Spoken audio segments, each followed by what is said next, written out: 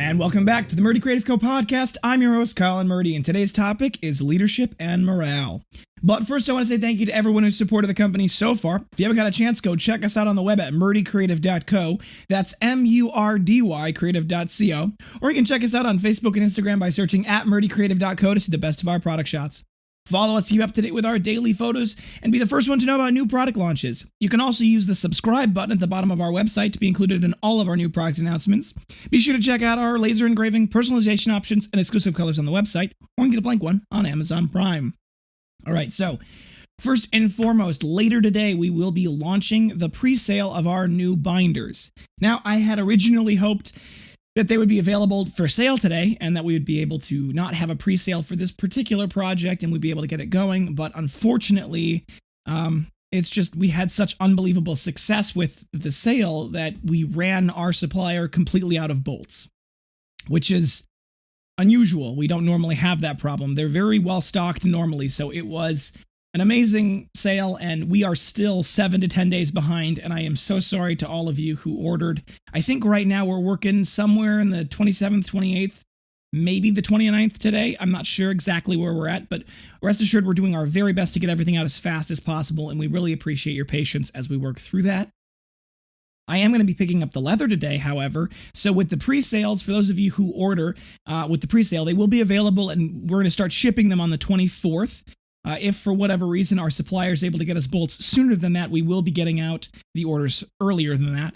And it will be first come, first serve. So those of you who order right away will probably get yours first. And then obviously we'll be working through the pre-engravings as time goes on and getting more of them out. If you order from us with something that's engraved, we are obviously going to get the leather engraved right away so that we can just kind of hurry the process along when the rest of the supplies do arrive. And like I said, we really appreciate everyone's patience during this very surprising time. In light of that, I've been thinking a lot. So this last weekend, I went camping for the first time in a very long time.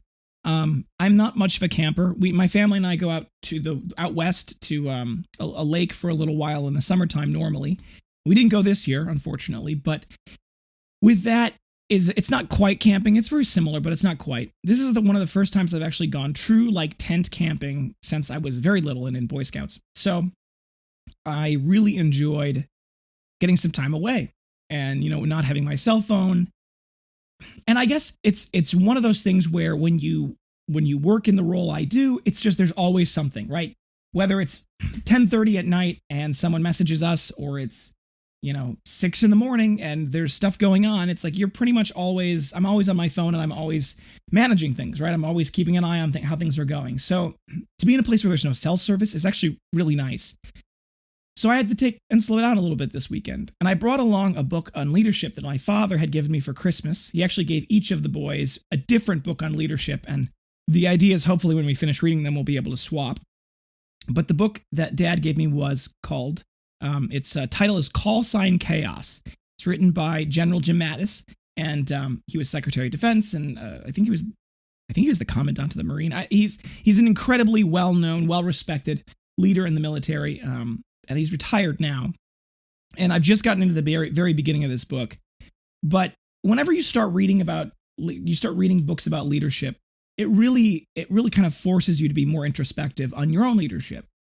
And I just was at lunch with a good friend of mine who is Mike Brooks, that I've mentioned earlier in this podcast.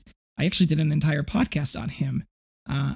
We get together every so often. He's still at NBF, and we really enjoy talking and just kind of talking about the different aspects of life and business and the world. And one of the things that I was talking with him about was how I've recently been feeling very convicted about my leadership.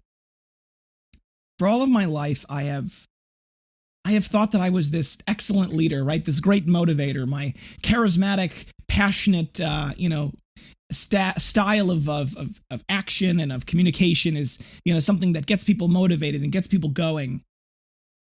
And I've been feeling like maybe that's been a little overblown in my head. In my defense, I think a lot of people think that they're these excellent leaders, and perhaps the evidence is not quite as full on that topic as they might admit. But This last year and a half, but specifically this last year especially, there's been a lot of refiner's fire. It's a concept that's the specific writing that I'm referring to is biblical in its roots. But of course, it's part of smelting and something that's been around for a long time. But the Bible talks about how God tests us and refines us with the refiner's fire, and burns away the dross, which is when you refine gold. You take and you put it in very hot temperatures and you skim off the impurities off the top and they burn away in the fire. And I think a lot of leadership for me has been something that it's been developed. I mean, a lot of my bad habits, some of them have had to burn away over the last year of me having to lead this. And, I think it's a process, and I have been learning, but I think, I once, a long time ago, I was very ambitious and very young, and I looked at experience as actually a bad thing, right? Which is true of every young, inexperienced, and ambitious person. But I looked at all of these people who had all of this experience, and I said, well, they're just set in their ways, right? They're just not willing to take risks. And if they were just to see things my way, they'd come to the conclusion that we need to do it, right? And I think it's a lot more common than people want to admit, but I've realized that experience is the only thing that counters the blindness of ambition. I think when you're young and you don't have a lot of experience, ambition is what drives you, right? The idea that we can make this thing happen. We can change the world through this incredible revolution of whatever, right? It doesn't matter necessarily what the revolution is, right? That whether it's technological or some sort of political or socioeconomic, whatever the revolution is, right? You always want to create this thing. And I think it's a part of the very human desire to make your mark on the world, right? To create a better place, right? And for good or bad, that has been a part of history as long as humans have been around. And I think experience, for me, in my very limited experience, I've really only been, I think, leading in a real meaningful way, in a truly meaningful way, for about a year and a half. It's really taught me that there's a danger to ambition and the blindness that goes with it. So over the course of the last year, I've had to fire employees. I've had to plan and temper and change my plans, but I've had to form plans. I've had to work on disciplining myself to sit down and read through the absurd regulations that surround a lot of business and work on making sure that we're in compliance with all of them. I've had to deal with, a lot of the realities of the work we do day in and day out. And I would say very little of it's fun. It's all very necessary, but very little of it's fun. And if you think through it, sacrificing to do those necessary things is what allows the fun things to happen, right? The developing of new products and trying new things and the creation of money and creation of value, which is really important to trying the next thing, right? So I've really had to sit down and work through my own frustrations with my inadequacies in leadership. And it really has started to come to a head when I've realized that there's actually now multiple levels of the pyramid that I'm leading. In the early days, a lot of it was just me and my team, right? There was myself leading, and then there was a couple of people underneath me, and everybody reported to me. But now we're starting to develop a little bit of a structure, right? Where there's, Meryl leads as the director of production and operations. She runs the workshop, and she reports to me, and she's got her own people that she's leading. And it's almost through the requirements of her asking me how to deal with leadership questions, right? Her struggling with how to motivate or corral or correct people when they're doing things wrong. Like, it's a lot of her questions that have led me to really say, okay, maybe I don't know a good answer to this question, and there's something that I need to be learning. And so I've really enjoyed to start this leadership book, and I'm hoping to do a lot more leadership training on myself.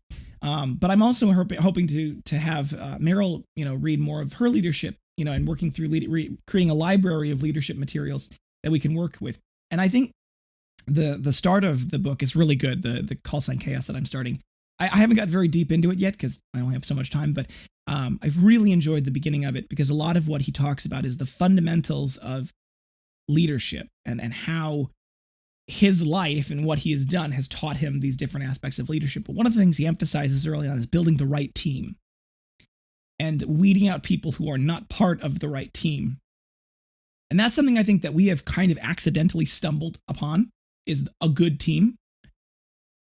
But it's something that I've realized is not something that comes out of the ether, and it's not something that necessarily is stagnant, right? Just because you have a good team in the moment doesn't mean that team is going to be good in a month. It doesn't mean they're going to be good in 6 months, right? As the world changes, as the requirements of the business change, as the very personalities of the people involved in the team change, there's got to be a constant development and a constant feedback and a constant kind of directionality of the leadership that leads to a team remaining good and becoming good and being good.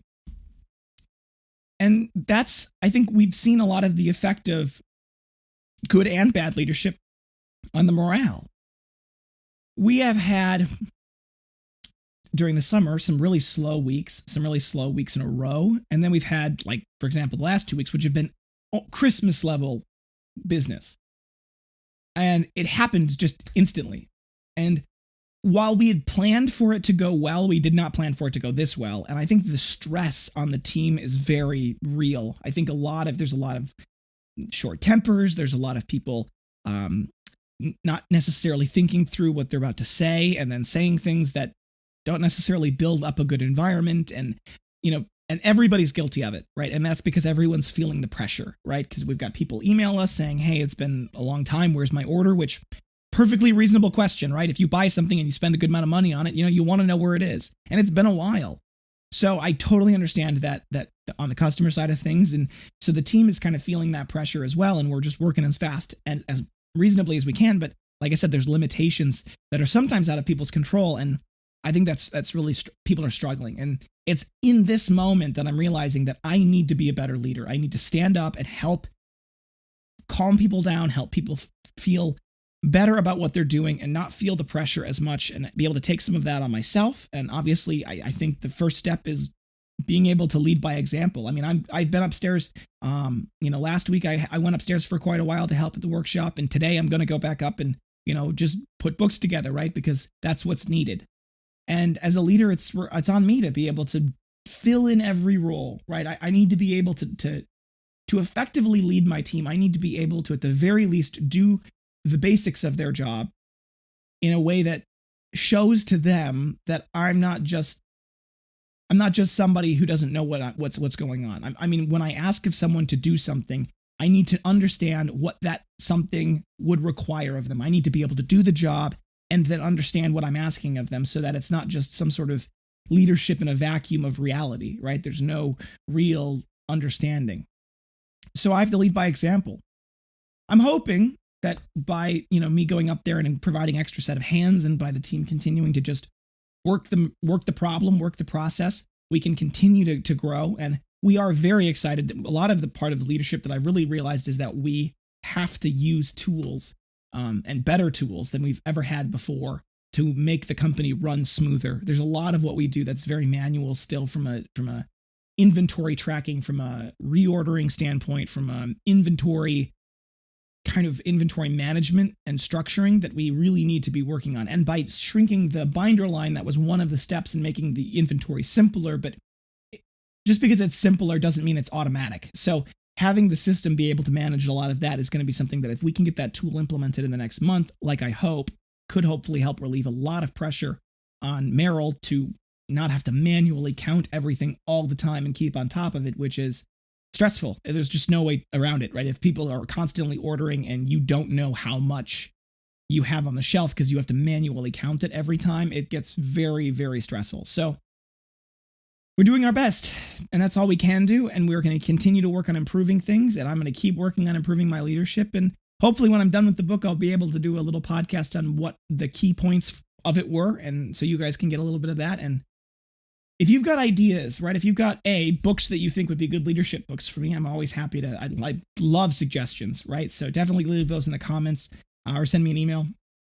or if you have ideas for ways that either you as a leader or someone who has been your leader has created something or done something that has helped boost morale or make people feel really welcome or really help encourage people or reduce stress. If you've got ideas on that, send them my way. Leave them in the comments. I really, really do look to those, and I look for help, and I really appreciate everyone's suggestions. A lot of them have been excellent so far. So give me feedback. I really am looking for it, and I really appreciate when you guys do. So thank you guys so much for tuning in today. Be sure to check back in, what is today? Thursday. Check back in Thursday for our next topic. And don't forget to check that subscribe button below and to turn on alerts. Hit that bell so that you get notified when we launch new podcasts. I've been trying to stay on top of it, but sometimes I'm not quite as on top of the Thursday podcast as I'd like to be. So sometimes they're either late or they don't happen at all. And having that bell on allows you to get notified right when it happens.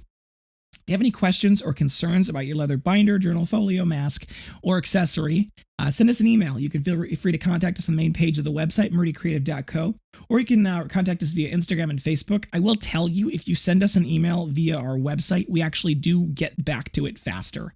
Unfortunately, right now, with the complexity of the social media and dealing with all of that, we're not as good at responding to those. We're definitely prioritizing emails just because of how many there are and how pressing a lot of them are. So if you want to communicate with us quickly, that's probably the easiest way to do so. But you can send us direct messages on Instagram and Facebook, and we will get to them. You can text us, email us, you can call us. We have our phone numbers, 414-434-9001. You can text that number as well. We've been definitely working on trying to communicate back and forth with people that way, so definitely send us a message. And we'll do our best to get back to you as soon as possible. We do appreciate your patience. I think I got to double check with Melinda. I think we're about within 24 hours still. We might be within 48 hours of responding to messages. So we're trying to stay on top of that, but we really appreciate you guys, and we want to get back to you. We want to communicate with you. If it's been longer than 48 hours and you haven't heard from us, search us. Search sales@murdycreative.co in your search bar for your email. We have been working on trying to solve this problem, but for whatever reason, we have continued to have recently, actually, it's been a more recent problem than before. Messages are going to people's spam and promotions inbox. We're working on solving that. We think we have a reason why it's happening, and we're working with our website provider to help get it fixed.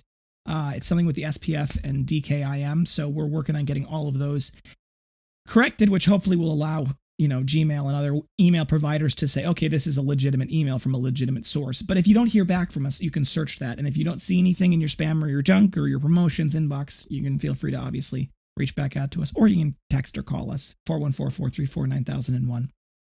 If you think we deserve it, a good review can go a long way to help us grow our new community. So leave a review on the podcast. I do read them. I do love them. And they do help, definitely for sure. And share the podcast with your friends. If you'd like to leave a review on the product, you can go to facebook.com/MurdyCreative.co, or you can type MurdyCreative.co into the search bar.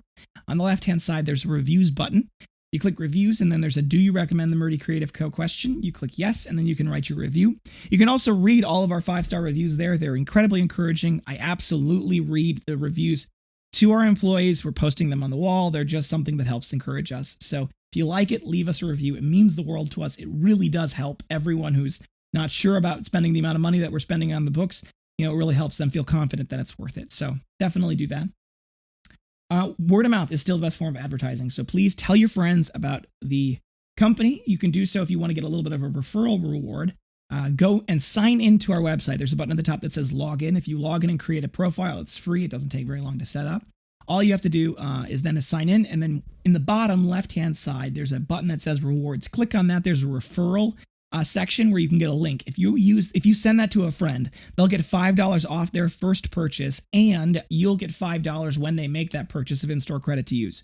So just share it. It really helps us, and it's really the best form of advertising. So definitely tell your friends. If you have any podcast topics you want to hear more about, send them my way. I am always happy to give you guys what you're looking for. So let me know.